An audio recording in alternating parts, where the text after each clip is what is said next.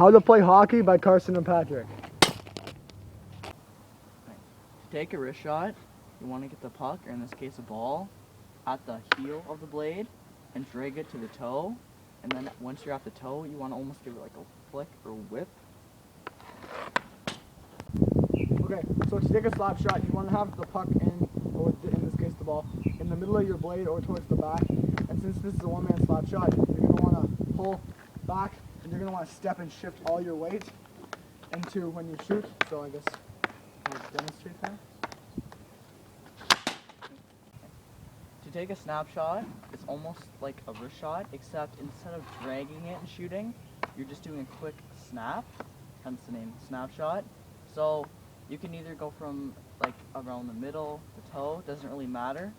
And the only difference is it's a lot less accurate than the wrist shot, so it's not as reliable.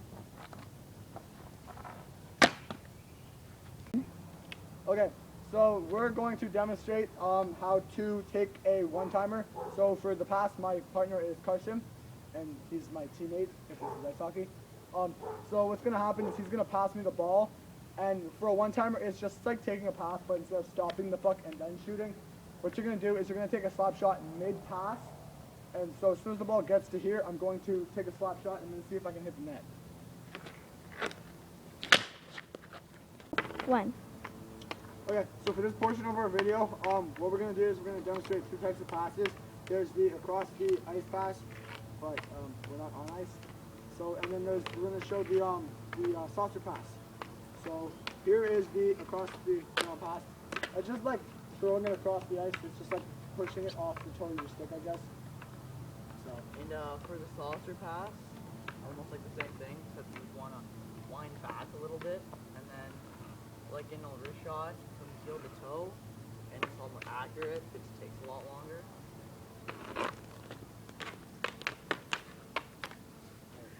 One. To take a face off, you want to crouch down and have one foot higher than the other. So whatever way you'd be passing it back to, you want that foot lower. So I'd pass it down to the right, my foot's lower, that's on the right. So whenever the linesman or ref will drop the puck, there'll be you and another opponent doing the same thing, and you want to try to drop it back to either your defense or a winger, or sometimes people lift it up to go or escape. So they drop it and you smash it back. Okay, so what we're going to show here is it's the penalty goaltender in a restricted area.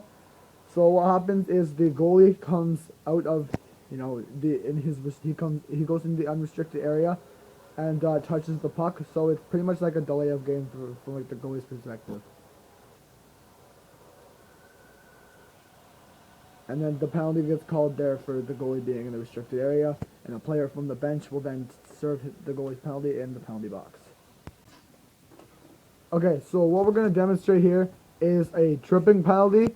So it's a different kind of tripping penalty, but what happens is the player dives towards the puck and ends up completely tripping the other player, so like taking out their legs, and it bends funny, which is weird.